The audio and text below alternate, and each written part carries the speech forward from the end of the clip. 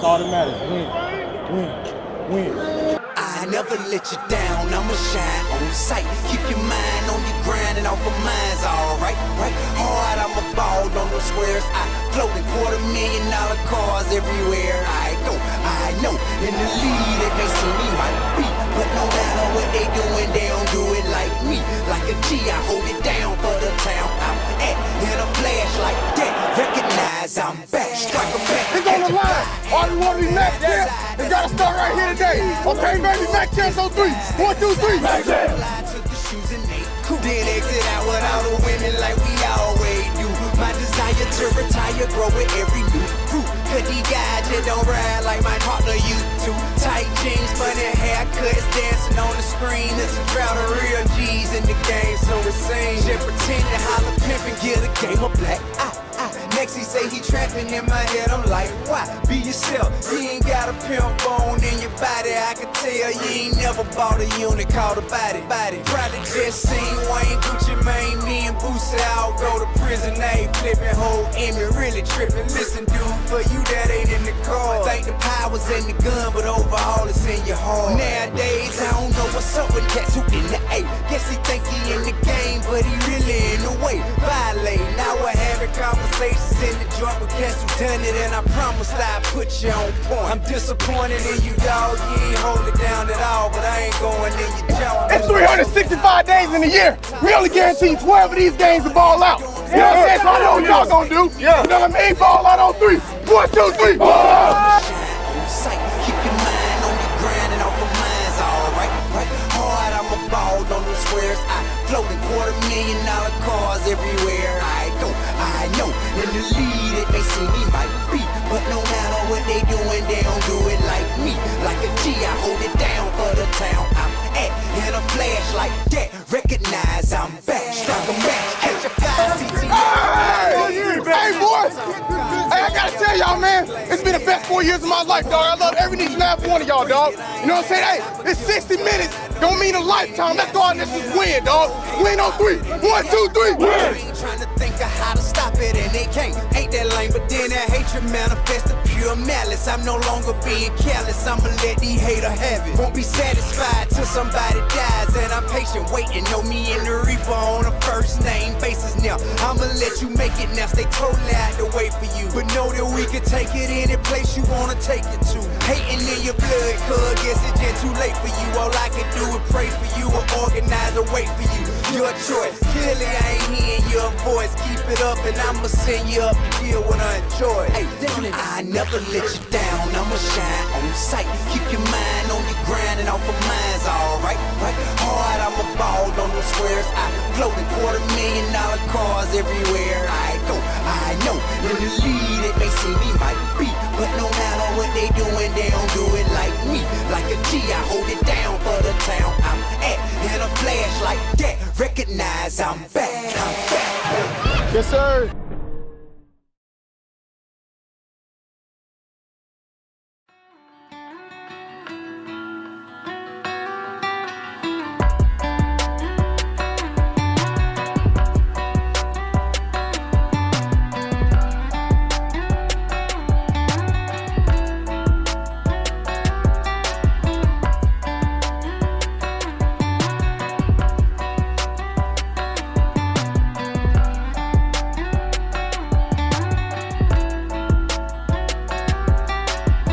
You're listening to the Flow Theory Podcast.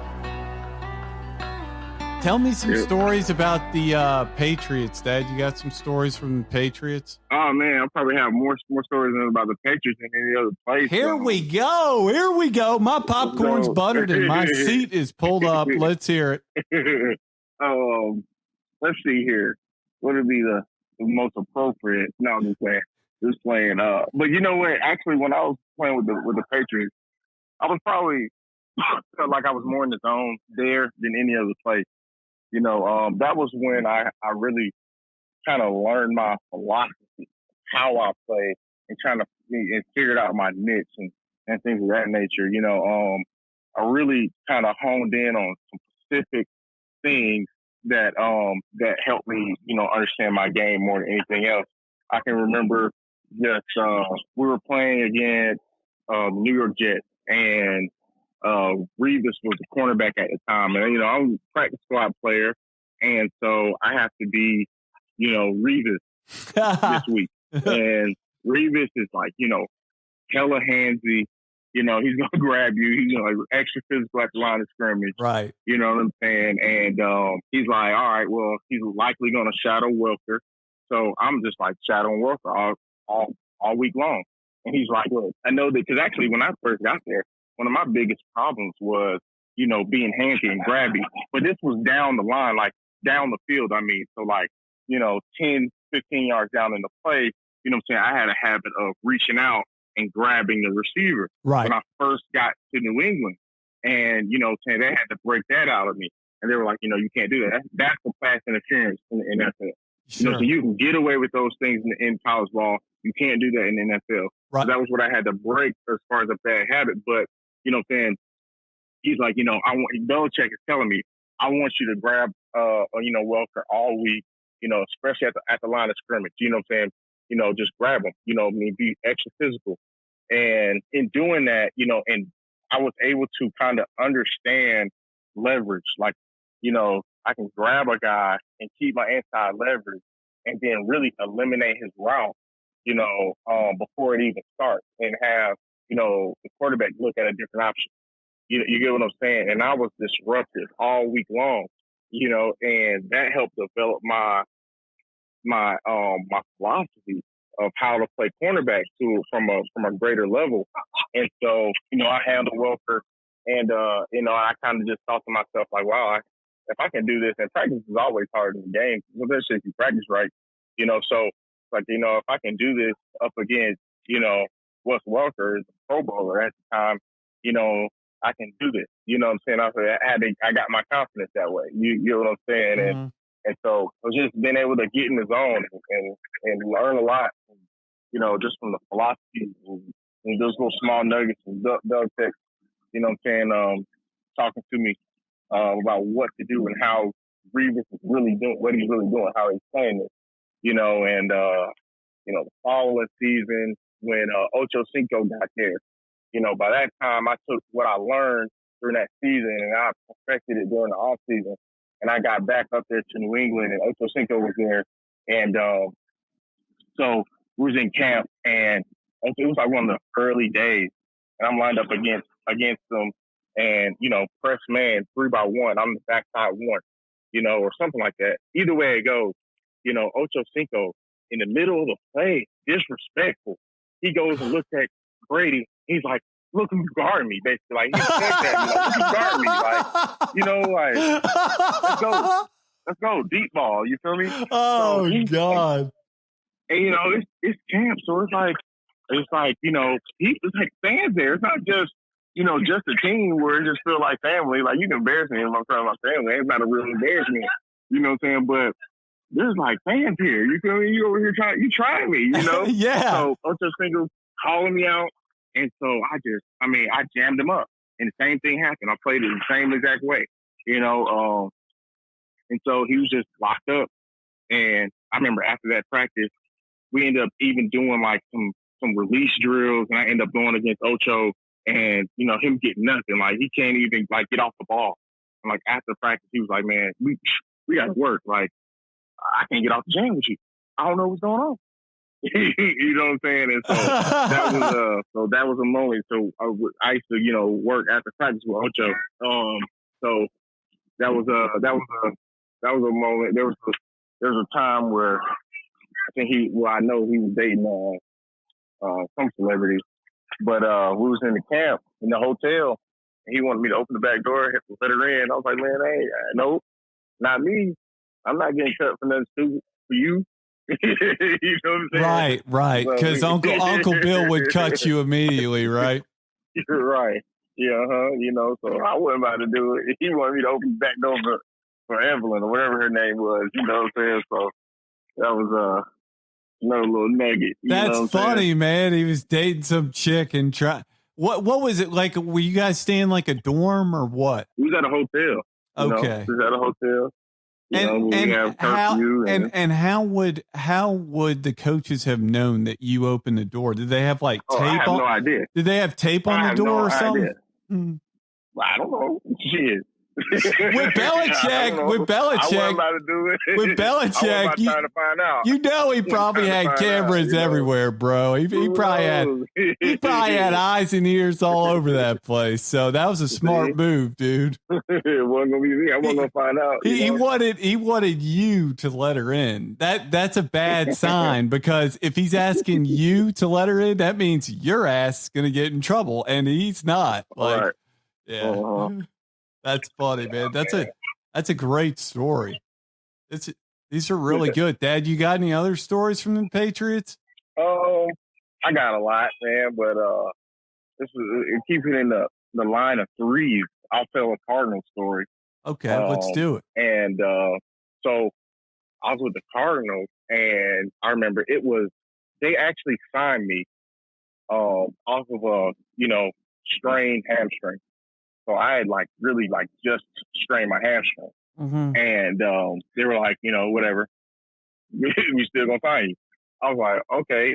I was like, talk to my agent, like, you not tell them that, you know what I'm saying? I just strained my hamstring. So he's like, yeah, I told him. But, it's like one of those situations, like, you got to play hurt, man. I play hurt like most of the college anyway. So I was like, whatever, I just got to tough it out. So you got to play smart. So the first rep of one-on-one, guess who I line up against? Larry Fitzgerald. Larry Fitzgerald in the slot, too, right? So, either way, he's going in the slot against me. And so one thing that I learned from even being at the Colts was first impressions mean a lot. You know what I'm saying? And so I saw a guy that made a play, interception, his very first rep with the Colts, right? And from that point on, the coaches started treating him differently. He started getting opportunities, and opportunities is really all you need. You know what I'm saying? You got some reps and more opportunities to make some plays, yada, yada, yada. That kid ended up making the team. And so I remembered that. And so I said, man, I got to make a good first impression. On top of that, I'm lined up against Larry Fitzgerald. I can make a play right here. I can make a name for myself. But like I said, my hamstring is, strained, so I say, well, what's my best way to do it? I'm trying to just dominate him at the snap of the ball. But we're talking about Larry Fitzgerald here. You know what I'm saying? So right on the snap, I jump jammed him. I just got in his chest. You know what I'm saying? Like right from the beginning, but he's so strong. And that's one thing that I learned from playing against him is he just pulled me, ran in his route, and I'm in trail position. He caught the ball, and, he said something about, he actually, from that point on, he used to call me like Scrappy. He used to call me like Scrappy Doo or something crazy like that. You know what I'm saying? Scrappy Doo. That was right, because, that was just like my way of playing smart, especially if I got a press. I don't really want to get down the field with him because my hamstring was hurting. It wasn't me trying to, be that scrappy dude, but I was just trying to, adjust, make it work somehow. You know what I'm saying?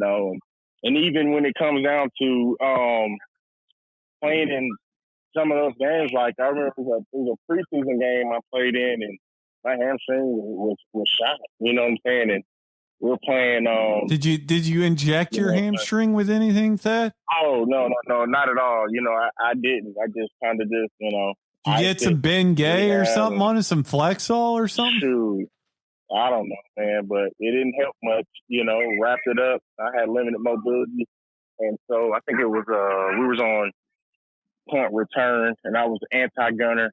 That gunner's job is to get down there and make the play on the punt. Right. Punt returner, you know what I'm saying? And so I'm thinking, like, I can't get into a foot race with this guy. You know what I'm saying? I can't run. My hamstring shot. So I'm gonna do the same thing I did against, Fitz during that one-on-one. Smash him at the line. I'm gonna jump down. You know what I'm saying? Right. And so that's what I did. And he gets we're basically wrestling with each other on the sideline. And, I did my job. He didn't go down there. He didn't get the chance to go down there and make a tackle. You know what I'm saying? But I got to fight with this dude because my hamstring's falling off the bone. You know what I'm saying? Off the line of scrimmage. And, you know, I was praying to God that was going to be my only rep of that game. And that was the only time I ever prayed not to play. But my hamstring was truly hurting.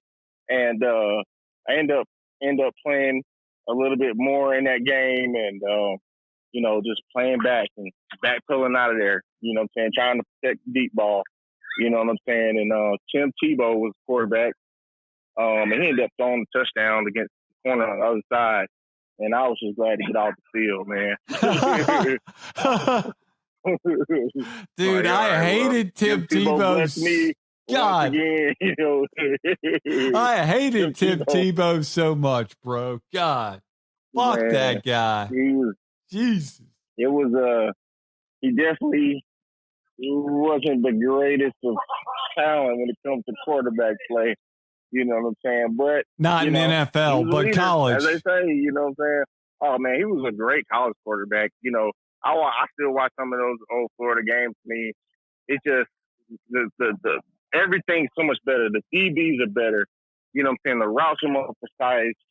You know, the things you have to do to be good at quarterback in NFL is a lot more technical. You know what I'm saying? Like, so you got to be on point. Like the throws that these guys can make, you know what I'm saying? The difference between 6 inches is the difference between a catch and a pick, you know what I'm saying, coming from the college game to NFL.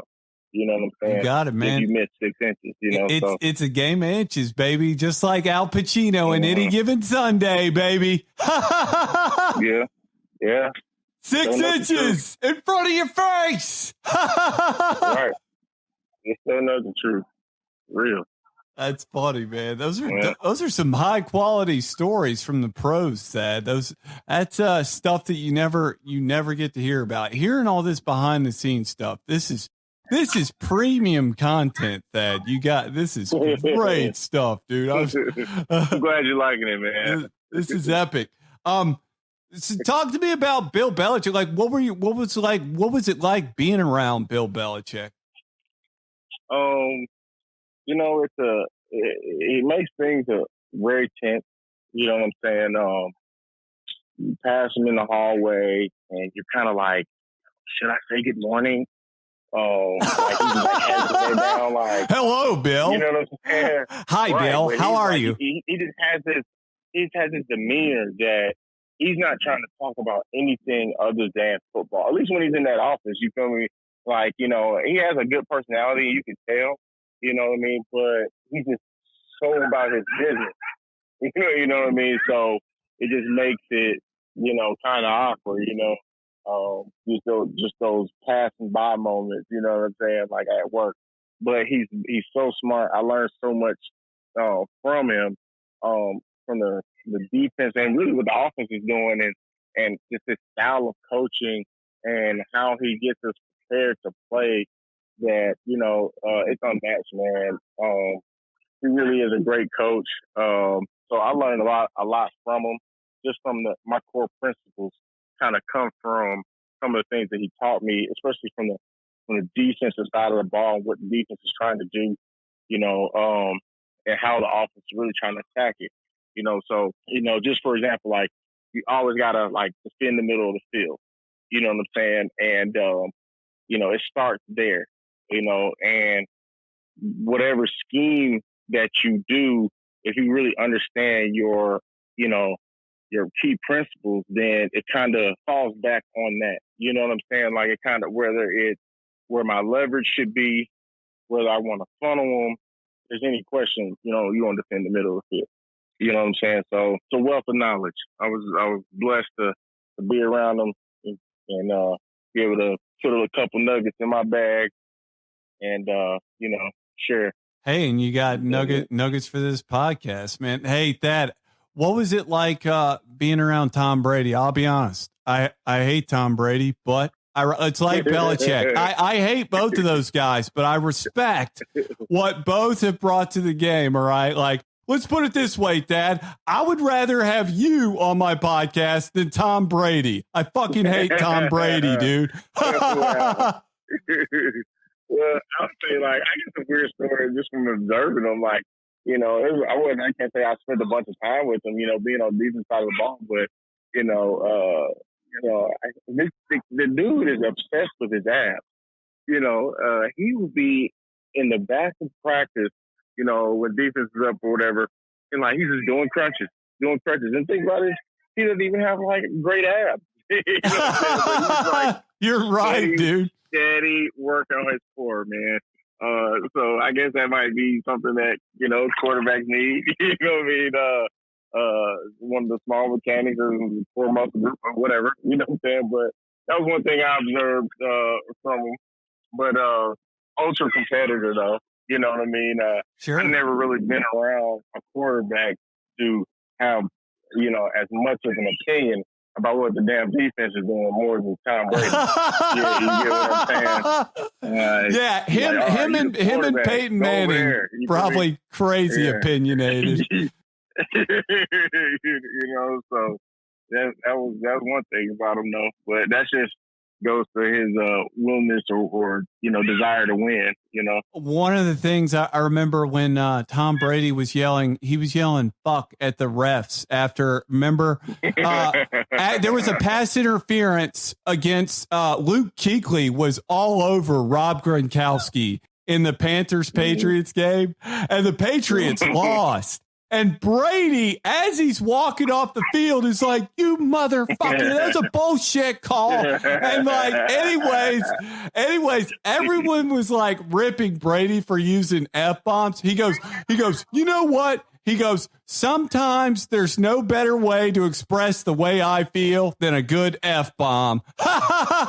well, he's right. I can't say he's right. He's right. Say he told a lie. Yeah, he's right, man. I totally back Brady and cussing. People are just oversensitive and soft. Give me a break. It's like there's way worse stuff said between the lines than people realize. You know what I mean? And that's part of the game, man. Like, right. And Dad, like, I know you like talking shit to like get yourself fired up. You got any funny stories about talking shit to anyone? Man, I'm pretty sure other people have stories about me talking shit. I'll tell you, I took it to another level. You know what I'm saying? I used to do research. You know what I mean? Oh, that's what I love, man. This is great. So I used to go above and beyond when it comes to getting underneath somebody's skin, but that was just something that I just kind of, it was like self-motivation, like you said, man, just kind of keep me into the game. You know what I mean? Like, I didn't want it to seem, passive, you know what I'm saying? I want it to be personal, you know what I'm saying? Like, that's what's going to keep me engaged, you know what I'm saying? So if I got to call him a bitch, you know what I'm saying? Just to get him pissed off, to say something like, okay, now we're playing football. You know what I'm saying? So I don't know. That was just kind of my mindset, love it, dude. It worked. that's my favorite kind of stuff, dude. I love that shit. To me, it's like that's part of the game within the game. You know what I mean? If you let someone rattle you when they're trying to push your buttons, it's like, that's what Dennis Rodman, he was an artist at that, at pushing guys' buttons. I'll never forget how pissed off Sean Kemp would look, because Rodman would literally face Sean Kemp. He would stand right beside him and look at him during free throws. God, you could tell Sean Kemp's blood was boiling, bro, like furious. But that was part of Rodman's gift, is he played the game within the game, and he knew how to piss people off, man. When you say Sean Kemp, man, to me, that just sounds like the golden age of basketball for me. Think about how physical Sean Kemp is, Dennis Rodman, and at that time, basketball was a collision sport. You know what I'm saying? Now, it's just like hand check foul. Yeah. You know what I'm saying? Let's sit outside and shoot threes all day. Yeah. Right. You know what I'm saying? We're going to watch Harden dribble between his legs 17 times and then drive straight to the basket, pull up. I'm tired of seeing it. You know what? I wish that, so to a certain degree, I can coach defense for basketball players because, man, these motherfuckers need to learn how to move laterally. I agree. Like, I I'm agree tired with of that. seeing it. Like, I'm tired of seeing it. I know that they're 6'5", but you got to drop your hips, man. Like, move laterally. I'm so tired of looking at it, man.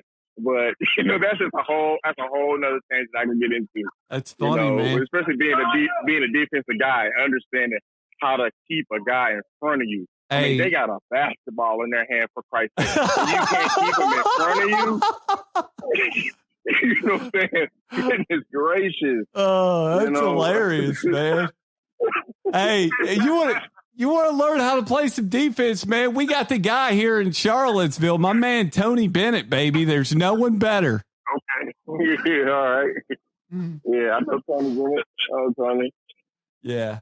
Dad, let's talk about Lamar Jackson. Lamar Jackson, I want to hear your thoughts on L-Jax. Like, stat about Lamar Jackson. On throws that traveled at least 15 yards in the air, Jackson ranked 24th in completions, 35, and 22nd in completion rate, 43.8%. And Jackson was 6 of 17 on such throws in the divisional loss to the Titans. Listen, I love watching Lamar Jackson play. Electric player. He brings so much excitement and everything to the game. My question for you, Thad, is Lamar Jackson going to be able to improve enough as a passer to make himself a legitimate threat as a passer? Because let's be honest, right now with the Ravens, what you want to do is you want to get them playing from behind and make L-Jax throw the ball constantly, because once he's in that mode, dude, he's in trouble. But God, dude, talk about an incredible runner. Jesus. Yeah, you're right. He's a outstanding runner. But but how you talk about stopping the Baltimore Ravens is how you stop any offense. You know what I'm saying? If you can get them one-dimensional, then you know what's going on. Like, it's hard to throw the ball on 3rd and long. You get what I'm saying? Like, it's a lot easier to throw the ball in 1st and 10 or 2nd and 2. You get what I mean? Like, you get in those situations because you can't run the ball. They've got the run game is important, but that, to me, that just makes them that's part of his game. That's what makes their offense so dynamic. But you saying that he's like the 24th ranked quarterback, in those passing situations down the field, that tells me that there is room for improvement. And his mechanics, I would say this, from year 1 to year 2, his mechanics improved tremendously. I saw him miss throw after throw after throw. His rookie year, he was moving. He's moving on the run and miss guys throwing on the run. He started to plant his feet, and they actually ran a lot less of those type of plays for him in his second year, and you saw his numbers go up. So I think that his numbers is going to do nothing but improve, like, as the years go on, and he gets better and better with his footwork and things of that nature. And coaches actually really understand, the play calling that's best fit for him.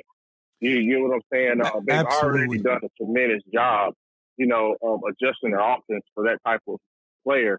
But I think they're going to improve and continue to get better and better at it. Absolutely. Greg Roman, one of the best coaches in the NFL.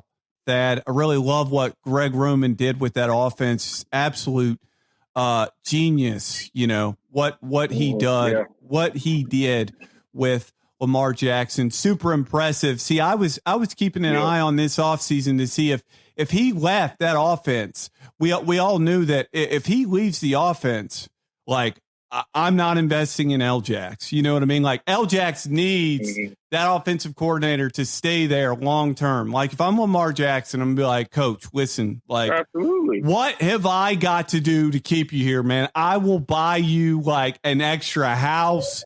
Like, what do you want, Coach? I will pay whatever you need to keep you here, because Lamar Jackson's future is tied to that offensive coordinator. There's no question about it. Right.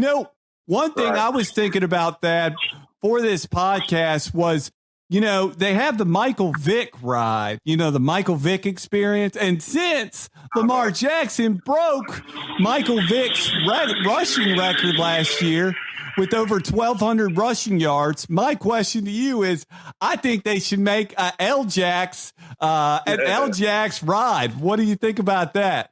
The Lamar Jackson experience. I mean, that'd be exciting too. You know what I mean?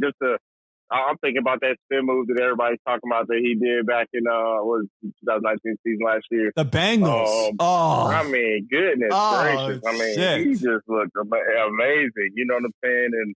But that's what, you know, that's what this game's going to.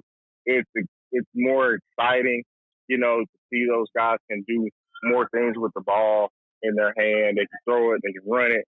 You know, so just being a dynamic player. I mean, let's just get real. I mean, like, the play's going to be ran through the quarterback. You know, you get what I'm saying? Like, so the better and the more that guy can do, you know what I'm saying, the more the offense can do. I mean, yeah, like I said, it's an ultimate team sport, and the offense coordinator and the offense, you know what I'm saying, plays a big part in it, you know what I'm saying? But, you know, it's not going to be the same if they're running, you know, a different offense, you know what I'm saying? Like, you got to call plays, you know what I'm saying, for the guy. That will be, but to see some sort of, to go through being the helmet of Lamar Jackson, you know what I'm saying, and the year that he's had, shoot, that'd be pretty exciting, man. I really would. But, however, seeing Michael Vick, you know what I'm saying, split those defenders against the Vikings in the NFC Championship game or whatever game that was, man. To see that, you know, being a Falcons fan, growing up in Atlanta, Metro Atlanta, nothing gets better than that. You know what I'm saying? Nothing gets better than that. Like, that's Vic. That's Vic. You know, like, I gotta pay respect. You know what I mean? Yeah. Like, Lamar Jackson grew up watching Vic film. You know, not the other way around. Yeah, absolutely. Vic was the trailblazer. One of my memories of Lamar Jackson in college, I was at the Virginia-Louisville game, Thad, and get this. Virginia was up 25-24, and Lamar Jackson pulls up from like the 35, Thad, and throws this absolute dime over Juan Thornhill to Jalen Smith in the end zone. Oh, my God, dude. It was an absolutely epic dime to win the game for Louisville. It was like that won him the Heisman because it was funny. He had 2 turnovers that game, Thad, and he really wasn't playing his best. He was throwing a couple balls in the dirt, but, dude, he delivered the ice water in those veins when it came time, bro, to pull up from the 35 and just it was a perfect ball, dude. It was one of those moments where you're like, you know what? I can't even say anything. Juan Thornhill was in perfect position. Lamar Jackson just threw an absolutely perfect pass. And the great Nick Saban once said, you cannot defend a perfect pass. And Lamar Jackson threw a perfect pass in that moment to win the Louisville Cardinals that game. It was unreal, dude. The crowd was just stone cold silent after that, dude. It was holy shit. 'Cause we all thought we were going to win the game. You know what I mean? And he dropped that dime, dude. Place got quiet real quick. But he certainly has the ability, man. The boy can throw the ball. You know, that's undeniable. The ball comes off of his hand with a tight spiral. You know what I'm saying? It reminds me, like, the spin that he gets on the ball really reminds me of like that natural lefty spin. You know, it just cuts through the air, man. He can throw it. He can throw that field. So, you know, the ability is like, you know, top notch. Like, it doesn't get much better. You know what I'm saying? It really doesn't. Like, he can throw that ball. You know, so he's a generational talent for sure. You know, and then when he came out there and he goes to a combine or wherever it was, and he says, "No, I'm not running no 40. You already know I can run." You know what I'm saying? Like that should have been enough notice. You know, and we see, you know, GMs make the bad decisions or wrong assessments day in, day out. You know what I'm saying? Right to this day, you know what I'm saying? I'll say it for Lamar Jackson. I can remember when Polian himself said that he didn't believe in Lamar Jackson. Yeah, and I remember we see that. what's going on now. You know, and man, with these guys, they're wrong all the time. They're wrong all the time. You know what I'm saying? Polian probably more than others. You know, to be honest with you, but they make mistakes out there in recruiting and assessing talent. You know, and a lot of times it really comes down to, you know, the style that these coaches want to run versus the player. And there's a disconnect when you have a GM and a head coach, because you can design an offense or a defense that's very specific, right? And that's what I learned about Belichick. Everybody knew their job. Everybody had a job, right? So, and him being the GM, there was some disconnect. So he wants a certain player to do this, and this. That needs to be their niche. That needs to be what they do best, right? And it doesn't always match up to say, well, just because this guy's the best player on the board, it means that's the guy that we want. You know what I'm saying? Like, that may be true for you, but you might be looking for this type of player at this position to fit this offense or to fit my offense. You know what I'm saying? I actually believe that, you know, the offense should adjust to the players you have. Oh, absolutely. You know the great coaches do that. Absolutely. Right. So for Polian to say that this guy don't know if he was going to cut it as a quarterback, that just shows to say that, you know, you don't have the right coaches. You know what I'm saying? Like, if you can't make that work, you don't have the right coaches. You get what I'm saying? I agree. Like, don't try to sit there and say that, you know, he can't get it done. No, you can't get it done.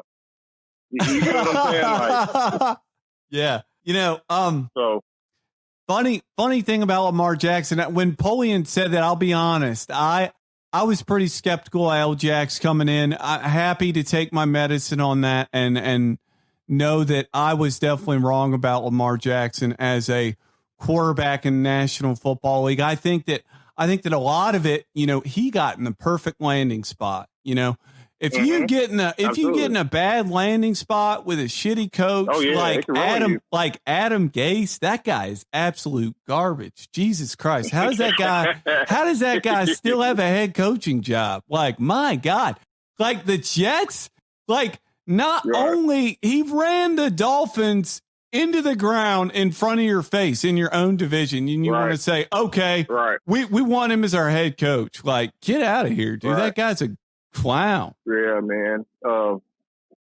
There's a lot of good coaches out here that get overlooked. And I think that it really comes down to relationships. You know what I'm saying? I think that there needs to be more open communication with assistant coaches and owners of teams.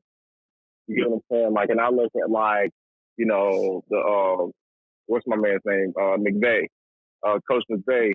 You know, he has those relationships through, you know, his heritage. You know what I'm saying? Like, just from how he grew up and in his family. You know what I'm saying? Not a lot of people have that, you know what I'm saying, experience to build those relationships. You know what I'm saying? I think that the more that coaches, owners actually do that, they actually help themselves out and get the coaches, like, that are actually good versus just the guy that you know. Yeah, I agree. I agree with that. Agreed. So, I'm not going to deny the fact that you're going to hire people that you like, you know what I'm saying? But hell, get out there and meet more people then. Hey, yeah, it's not about having friends. Like, you want to win games. You know, Bill Belichick he's not loyal to any one person. You know, he's loyal to the player that's going to help him win at the cheapest price. Absolutely. Yeah. Right. Mm-hmm. You know, you need the great ones. The great ones are loyal to people that deliver results. You know, that's what it's all about. You know, like, yeah, but you're right, man. You know, even in coaching, you know, I tell my players, you know, that's like first day conversation. I tell them, you know, I do have favorites. My favorites are the ones that I can trust. Point blank, period. It don't really have to do with anything else. Just, can I trust you? Can I trust you're going to run the right route? Can I trust you're going to make the block? Can I trust that you're going to know your assignment? Those are my favorites. Yeah, I play favorites. You get what I'm saying? Yeah, absolutely. That's every coach plays favorites, you know, because Of course, the guy that makes the most plays is going to be a favorite as long as you're not an absolute like Looney Tune in the locker room like Antonio Brown. Like, God, that guy. Sure. There could be a whole nother podcast about that guy. Jeez. He's a mess. And I'm curious to hear your thoughts that Lamar Jackson was talking about how he was intrigued. He wants the Ravens to sign Antonio Brown. And I want to hear your thoughts on this. I think it's a horrible, grade A, horrible in all caps, horrible idea to try and sign Antonio Brown. He's mentally unstable. You do not want that guy in your locker room. I let someone else deal with that locker room cancer. God. You know, I actually tend to agree with you. You know, as much as I think that, you know, people deserve second chances and all, but we're not talking about no child here. We're talking about a grown adult that has thrown his own teammates under the bus. And honest to goodness, like being a part of team, and I've had to deal with receivers that have been disruptive because they are, you know what I'm saying, they're not getting their production. So now they throw their temper tantrum, their adult temper tantrum. You know what I'm saying? And it does kill a locker room. It does kill morale. It almost feels like, all right, we gotta stop practice, or we're in the middle of halftime. You know, the coach is giving us, you know, instructions for going out there, but instead of doing that, we got to go talk this receiver down off the cliff from quitting on us in the middle of the freaking game. You know what I'm saying? I've been a part of things like that, and other people have too. You know what I'm saying? Like, and it's almost like diminishing returns. Like, you know, how much was he really going to help you versus he really ended up hurting us because we're distracted thinking about getting this guy some freaking touches. You know what I'm saying? And like I've been saying this whole time, football is the ultimate team sport.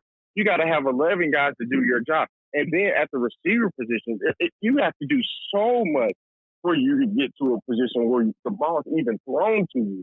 You know what I'm saying? Like, on top of the play call, you know, you got to have the lineman block. You got to have a certain read on defense.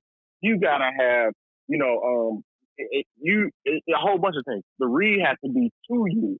All right. So all these things have to align just for you to have a chance for the ball to be thrown to you. Then you got to beat your man or beat your zone. You know what I'm saying? Like, to sit there and think about the selfishness of, you know, why am I not getting the touches versus going out there and saying, what can I do to help my team win? You know what I'm saying? Now, by having that attitude, every single play, you can make an impact. Whether it be the block, whether it be the influence in the safety to get somebody else open, or whatever the case may be. You know what I'm saying? I just think it's extremely selfish. You got to have guys that are going to be able – that you got to have 11 guys that are doing the right thing for it to have a successful play. You know what I'm saying? So, all right, now Antonio's on the field, and we hadn't got a touch yet, and then we're in the third quarter, and now it's a sweep this way, and because his energy's not there, because he's out and moaning, now his blocker comes off and he makes a tackle. Well, what is now a couple-yard gain could have been a big play. We could have won or scored. You get what I'm saying? Like, and it comes down to trust. Like, can I trust you? You know what I'm saying? I can't trust you going to go out there and block every play because we might not have the luxury to swap guys in and out depending on the play. And on top of that, that shows our hand. Oh, we just going to put Antonio Brown in when it's time to throw long. But hell no, that's not the way football works. Yeah, I agree. What I'm saying? I agree. We can't trust you. And then we're not even talking about how you know what I'm saying, what he's done, you know what I'm saying, in the locker room, you know what I'm saying, betraying people's trust in that regard, man. So, you know, like, man, you know what, he's had his time. He's made, and there's a lot of good players out there. You know what I'm saying? To be honest with you, I think that they got enough talent at the receiver position over there as it is. You know, not to say that they can't, you know, pick up another talent. I know that they could, but I mean, I don't know if that's their missing piece. Yeah, I agree with that. I think that I totally agree with you that Antonio Brown would be far more detrimental to the Ravens or any other team in the National Football League than he would be help to them. And, you know, I mean, to me, quite honestly, like, it's just like, he's just so destructive on every level. I mean, and not only that, you know, he's had multiple chances time and time and time again. How many fucking chances are you going to give this guy? Like, he's a fucking crybaby. Like, I cannot stand that guy. And not only that, like, the way he tweets, like, I'm going to retire. Oh, just kidding. Like, I mean, he's just, he's mentally gone. Nobody believe that. Nobody believe that. He needs to be like, just, God, take him to a psychiatrist, for God's sakes. Get him out of my face. I would never want that guy on my football team. Before you do that, you just need to disable all the social media accounts. I mean, I can't tell you how many times that he said something that had to go back and apologize for it, or say, oh, I didn't really mean it that way, or yada yada. Man, come on, man. You know, maybe you need some sort of filter or something. Like, maybe you need to be able to spit these things out around your friends and somebody to tell you the truth, man. Hey, man, I don't know. Maybe you should be thinking this way. You know what I'm saying about it, especially before you go out there and make it known for everybody in the world to know how you thinking. You know what I'm saying? Like, some people need some safeguards. You feel me? Like, I don't know. He need to have different people around him, man. But he seems to be the type of person that doesn't quite listen to anybody. You know, him having such a chip on his shoulder. You know, him feeling like he's undersized and coming from a small school, and now he feel like he's gotta, you know, get his respect.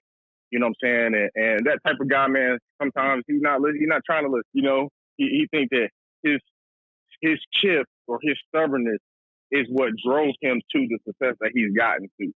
So he's not trying to listen at this point to nobody, man. So I think that he's gonna look up 10, 15 years later and be like, you know what?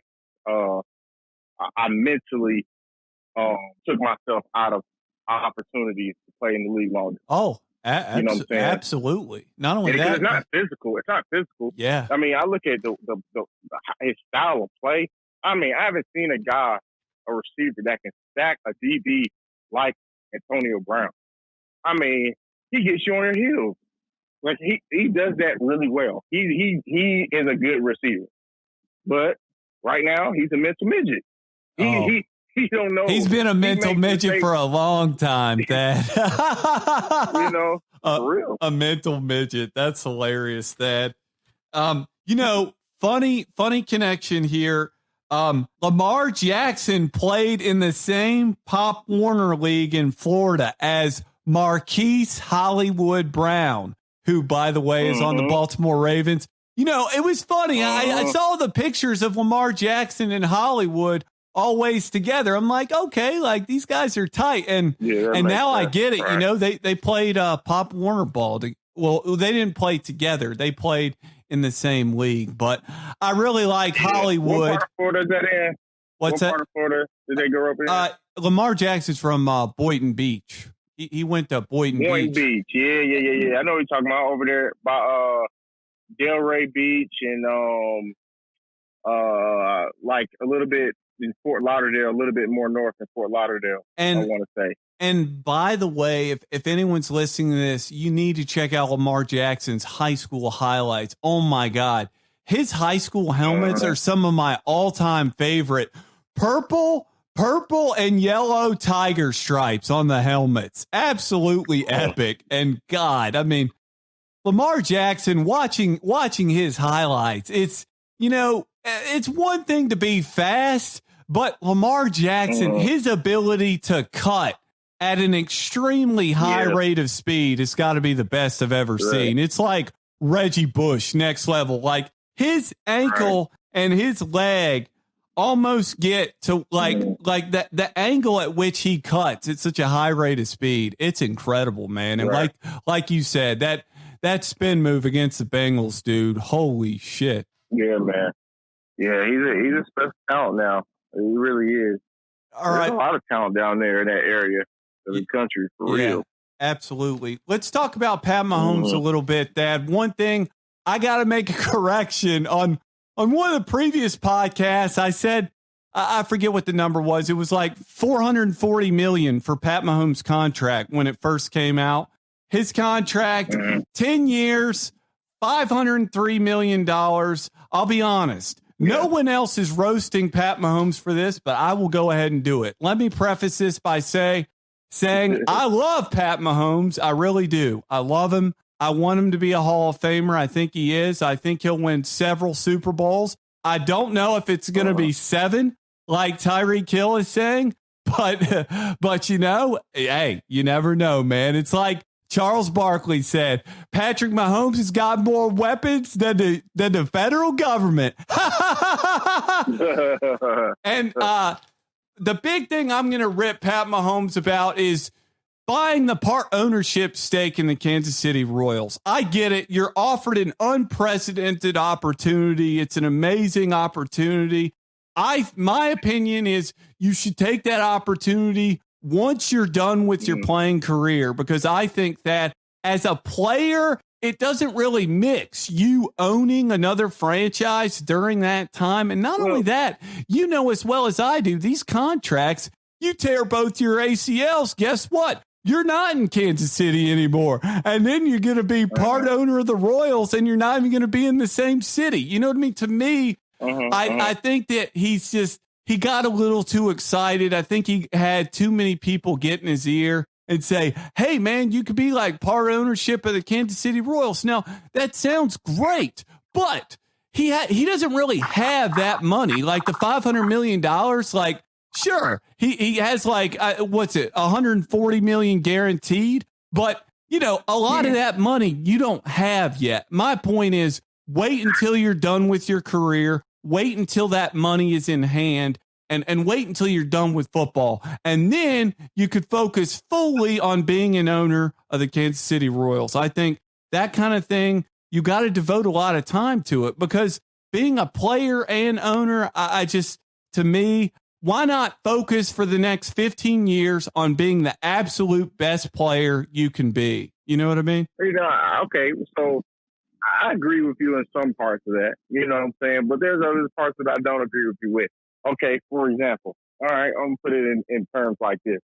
Okay, as an investment being a seed, okay, when does that seed start working? Once you put it in the ground. So put it to use. Put that money to use, man. So why wait another 10 years? You know, you get what I'm saying? Like, if it's a good investment, man, it's going to be even better that he made that investment when he did versus 10 years from now. Think how much money he'll make, how much that appreciate within 10 years. Yeah, that's true. Like, I didn't think of that. Put that bad boy in the ground. You know what I'm saying? But I do get what you're saying. I understand, you know what I'm saying, as far as the focus and what it takes to, you know, be a business owner. And it's hard to juggle both. You get what I'm saying? Like, that's the common wise wisdom, is to say, focus on one thing. Now, you're right. You know what I'm saying? I hope he can juggle it, but it's going to be, it might be tough. You know what I'm saying? Like, I'm hoping that, you know, he puts his money up and it kind of starts working for him. He didn't have any major decisions to make with the Kansas City Royals. And, you know what I'm saying? Just money's making money. And he's out there doing his thing, trying to work on another deal by playing good with the Chiefs. Now, if he doesn't win 7 championships, it's going to be because of that contract. All right. So that's where I got a problem with it. It's not necessarily with him. Get your money. But when you got quarterbacks eating up 15 to 20% of your cap, right? What are you doing, GM? Yeah. What are you doing? I agree, Thad. I agree. They're paying these quarterbacks way too much money, Thad. Way too much. They're overpriced. Right. Absolutely, Thad. I agree. I agree with you 110% on that, dude. They're overpaying the living shit out of these QBs. Do you realize Jared Goff he makes more guaranteed money than Aaron Donald? That's messed up, Thad. That should not happen. That's bullshit. I mean, just look at the most recent thing with the Titans, and they paid Tannehill and Derrick Henry. Look at his payday. We're talking about, you know what I'm saying, who got them to that point. Oh, yeah. In 2019. Yeah. Let's Come on, man. Let's give Derrick Henry $52 million, and we're going to give Ryan Tannehill more than double that. Get out of here! Like, so they paying Tannehill, and within him being a top 10 quarterback. But can we say that he's a top 10 quarterback? Can we really say that, though? No, absolutely not. I don't think so. No. You get what I'm saying? Like, there's every single year, and I've been saying this since I've really been starting to study the game of football. You know what I'm saying? And, you know, we're talking about high school, junior high school. Every single year, there is a quarterback, a quality quarterback you can pick up in free agency. Every single year. You know what I'm saying? This year, it's Cam freaking Newton that the Patriots signed, you know what I'm saying, for some kibbles and bits. Some kibbles and bits. Yeah. So every single year you can get one. You get what I'm saying? If you're a good enough coach, you say, and you're a good enough coach, you can teach a system because it's supposed to be a system. You know what I'm saying? And coaches make it so complicated that you got to have a PhD and then make it seem like that, you know, playing quarterback is brain surgery. You get what I'm saying? Like, but it's supposed to be a system. The system's supposed to make it easy. You know what I'm saying? But it's so tough nowadays. They make it so complicated that you got to have your guy.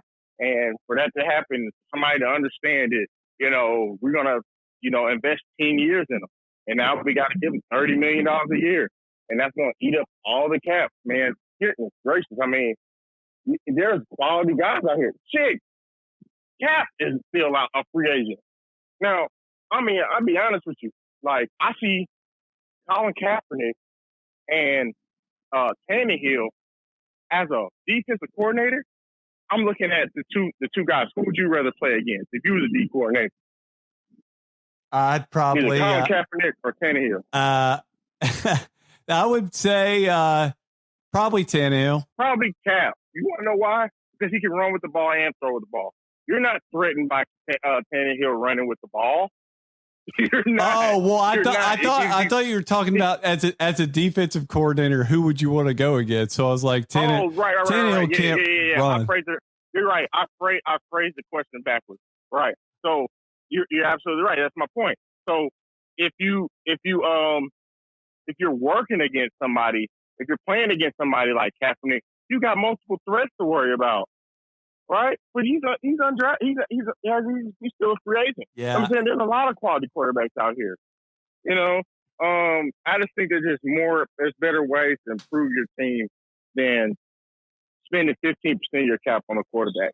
Yeah, you know, and so you know that could be something. I don't know the exact details of Mahomes' you know what I'm saying, deal, but if he don't win multiple championships, it's going to be because of that. It's going to be because they didn't have enough money to get the players around them, you know what I'm saying, the way that they, you know, to help them out. You know, I look at, you know, Tom Brady in these last couple years. You know, I mean, goodness gracious. He just didn't have any outside receivers. He didn't. And then with Gronk being gone inside and Edelman was hurt, you don't have no weapons. He didn't have any weapons. So if you don't have the money to pay for weapons, whether it be because of injuries or for whatever the reason, it's going to make it tougher for you to win. Yeah, I agree, you know? Thad. So, look no further than Tom Brady and Peyton Manning, who both took pay cuts over the course of their career to keep Super Bowl caliber teams. Like, you know, the more you take, the less pie there's going to be for everyone else. I'm amazed that more of these quarterbacks don't realize that. It's like, guys, how much money do you really need? Like, really? Like, I get it. It's America. Make as much money as you can. You know what I mean? But once you have like over like $200-300 million, like, I mean, what are you really going to do with all that? You know what I mean? Like, I don't know. It's stupid because to me, winning a championship is priceless in my opinion. And I think a lot of guys that made a lot of money would go back and they would say, you know what? If I could have taken less money and won a championship, I would have done that. Yeah.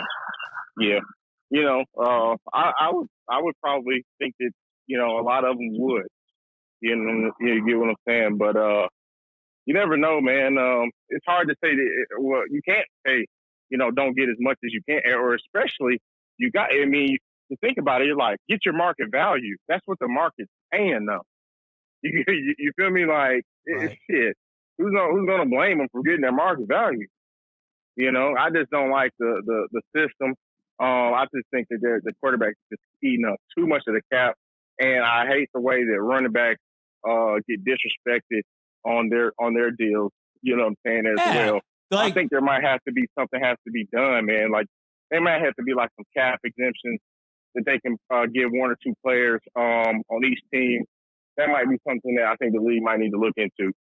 Yeah, I agree, dude. And I mean, look what Derrick Henry's done. Like, that guy's taken an absolute beating. Like, I agree. Like, the disparity between Derrick Henry's contract and Ryan Tannehill's contract, how is nobody else making a bigger deal of that? Like, that is that is beyond absurd. You know, like, who's the MVP of the Titans? It's not Ryan Tannehill. It's not AJ Brown. It's Derrick fucking Henry. That guy was the workhorse of that team. Like, to me, it's you want to talk about disrespect, dude. I saw Derrick Henry's contract. I was like, what? Is that a mistake? 52 million? What?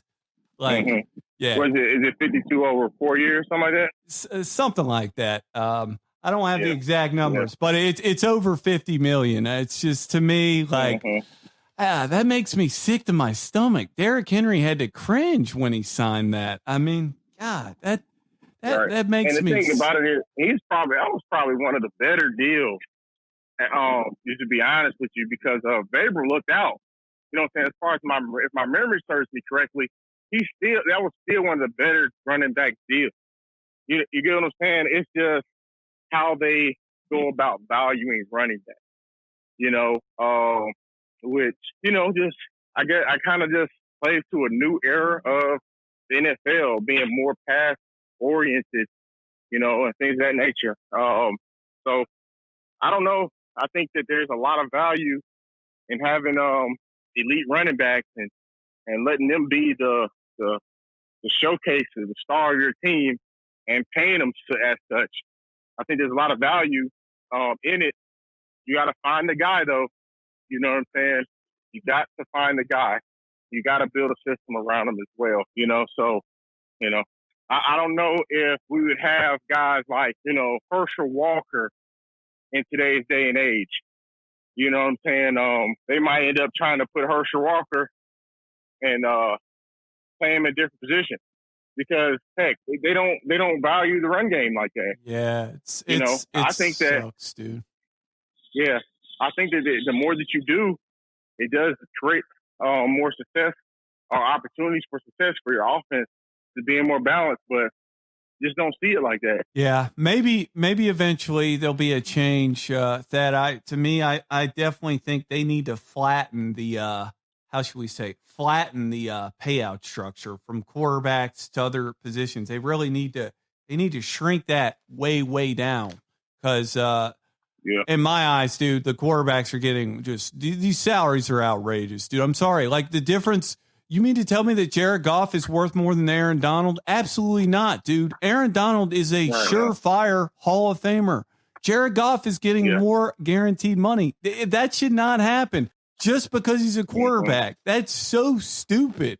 Like, you're just giving guys money just because they're a quarterback. That's beyond absurd. That's like somebody, in the NBA, he's a point guard. Let's give him a ton of cash. Like, that's so stupid. I can't believe the salary structure in the NFL has not been reworked. And at some point, I don't know if the NFL's players union, the NFLPA, whatever, is going to rework that, but they need to hammer that quick. Cause if I'm a big time running back, I'm like, I'm done with this bullshit. You know what I mean?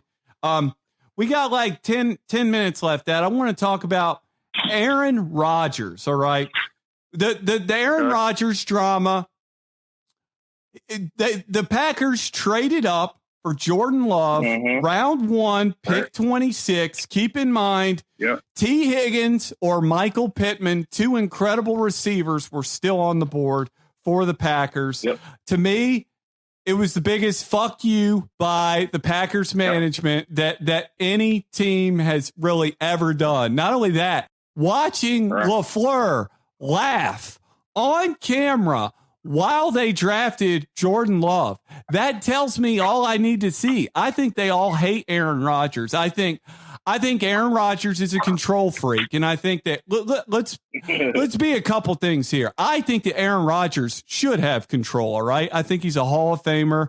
He should have control. But the problem with a lot of these NFL coaches, LaFleur and McCarthy, they want to have control too. They got their ego too, because they're coaching. If they cede you the play calling duties, they're going to be like, so why do I need to even show up to the stadium? You know what I mean? Like that's what I think. And I think that the coaches are letting their egos get in the way. And I think that, it would be nice to see a coach be like, all right, Aaron, you want to call the plays?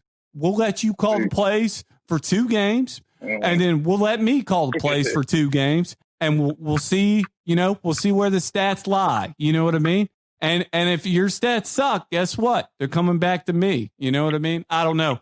Something like that. But to me, Aaron Rodgers, he's had failed relationships in his life. Let me tell you, Aaron Rodgers loves the most in this world, Thad Turner. He loves Aaron Rodgers. That guy is he is the most self-centered son of a bitch I have ever seen in football.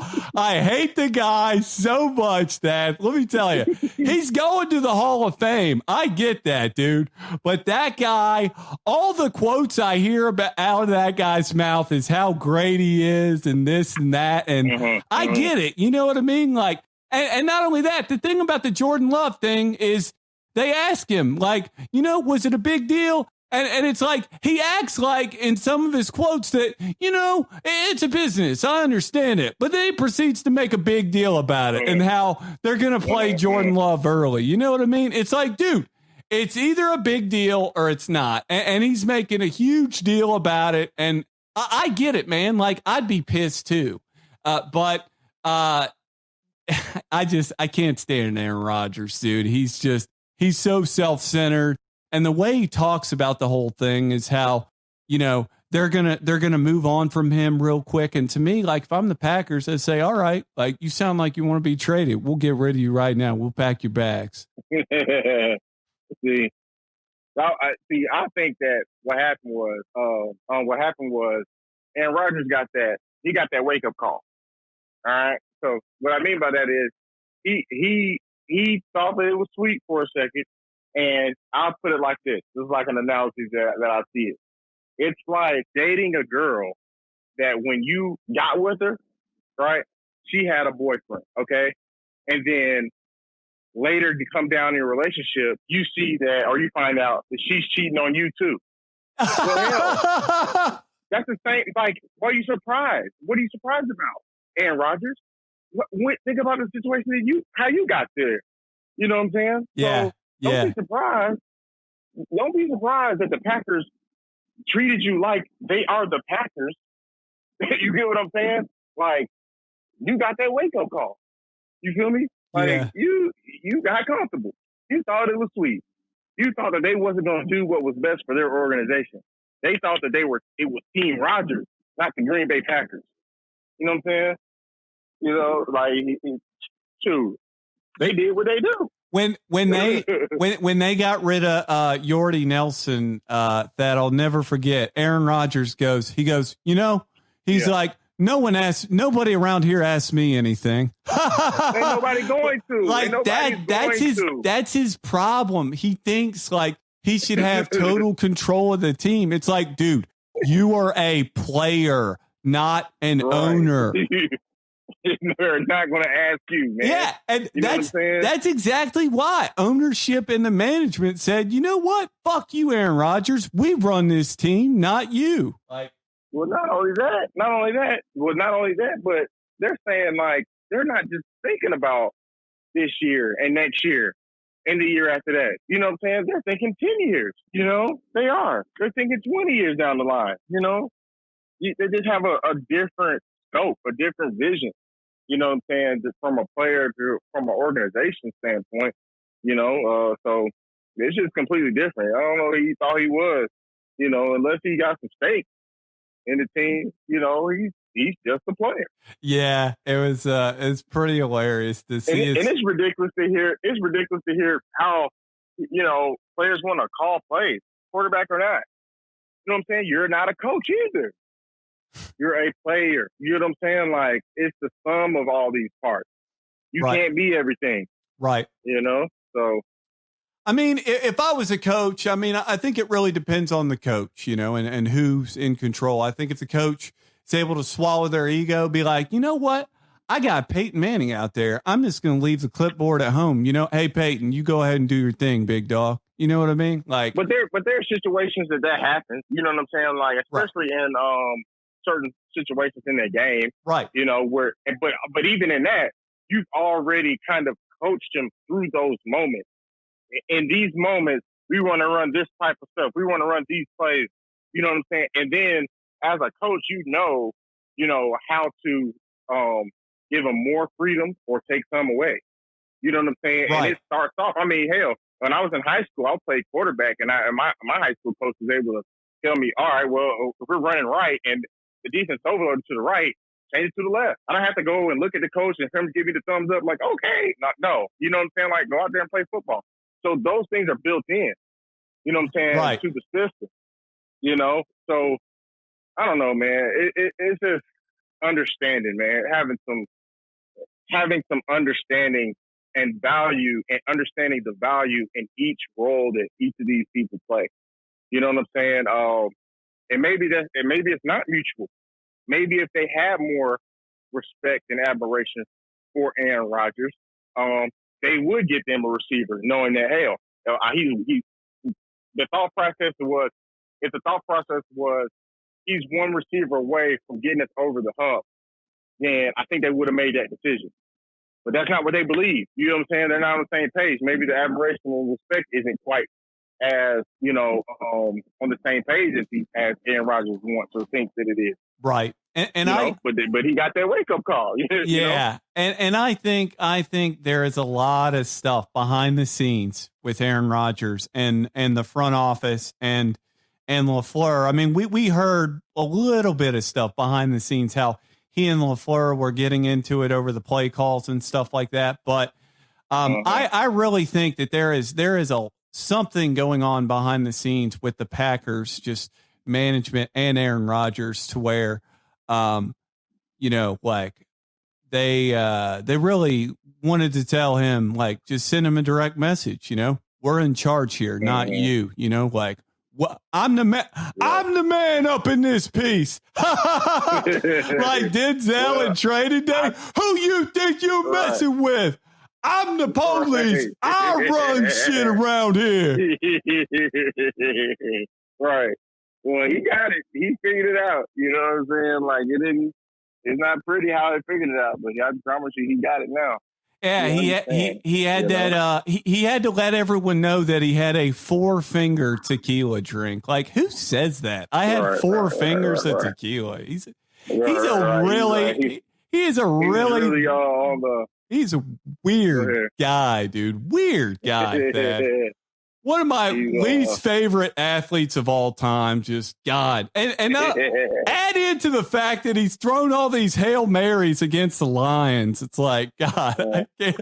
And I like the Lions. I wouldn't call myself a diehard Lions fan, but consider myself a Lions fan. And every time you look up the greatest Hail Marys in NFL history, guess who's on there about 2 or 3 times?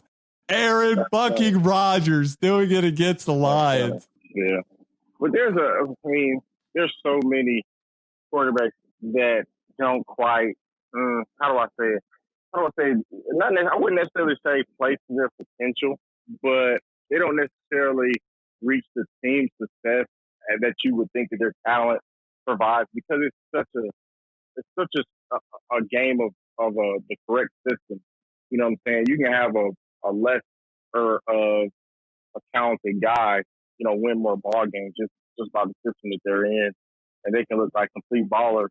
But then you can have them work out side by side, and you'd be like, shit, you would take, you know what I'm saying, the other guy. You get what I'm saying? So it's just a complete team sport, man. It's everything's got to work together. So Hey, gotta have that right chemistry. It's about the we, not the me, Thad, right? Right. Absolutely. It really is, man. It really is. You got any final thoughts, Thad, before we wrap it up? Man, no, man, not really. I had fun. I love talking football. There's so many. We could have gone down a rabbit hole on a couple different things. You know what I'm saying? So I enjoyed myself. Anytime you want to do this again, just let me know. Yeah, I will, Thad. I really appreciate you coming on, man. And like I said, man, Thad Turner, one of the most improved football players on the Ohio football roster. Truly, I mean, your story is one that it makes me tear up a little, Thad, just thinking of your story, man. I remember you taking that hit, dude, and how good you became on the other end of it, man. I mean, that is a story that you can not only tell to me and our audience, but your players for just generations to come. You know what I mean? You're a lesson in facing adversity and, dealing with it and getting better, because so often in society today, people want to remove these obstacles of adversity. And, you're just a great situation. You're a great example that adversity is where greatness is born, my man. Well, I certainly appreciate that, man. It took a lot of work, and, to be honest with you, it was a lot of grace. Football is a dangerous sport. I feel blessed to get out of the sport without any major injuries. God's protecting me, because it really is a violent sport. You know what I'm saying? I just feel fortunate, just to be able to learn what I learned, be around the people that I've been around, and experience the things that I've gone, the places I've gone. So I'm just glad to come out of it and be able to tell my story and teach, from what I've gone through at this point as a coach, So it's fun. I love this game, Where are you coaching at now, Thad? So right now I'm an offensive coordinator at Middle Georgia State University, small school. We're starting up the football program, and just trying to win ball games, win championships. You know what I'm saying? So that's where I'm at now. That's awesome. Well, I really appreciate you taking all the time, Thad. Like I said, those stories, those NFL stories, those are premium content stories, Thad, that I cannot get anywhere else. But guys that have been between the lines, like yourself. Yes, sir. Mm-hmm. All right. So, take care, Thad. I appreciate you. We'll talk to you later, okay? All right. See you, man.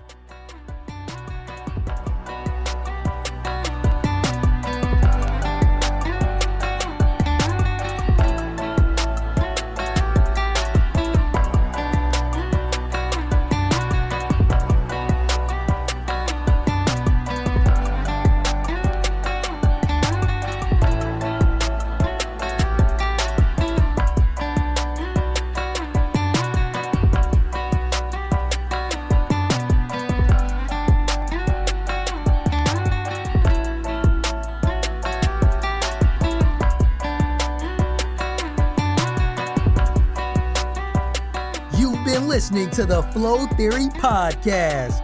You can listen to our podcast on Apple Podcasts, Google Podcasts, Stitcher, Spotify, and TuneIn.